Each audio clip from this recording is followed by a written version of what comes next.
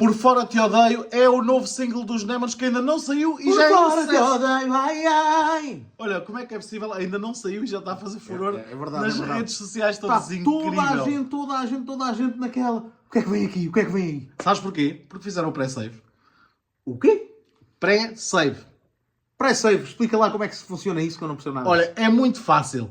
Fazem como eu vou dizer no vídeo e vocês vão chegar lá rapidamente.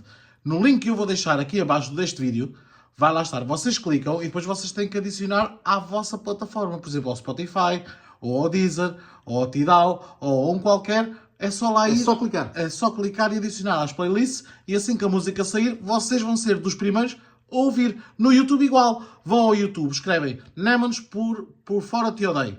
Certo? Sim, e E depois é só clicar onde diz lembrete. E são os primeiros a ouvir. São os primeiros a ouvir e a ver o vídeo. Não tem nada que saber. Agradecer-vos muito. Está a ser uma loucura nas redes sociais. É importante, vão lá Total. clicar.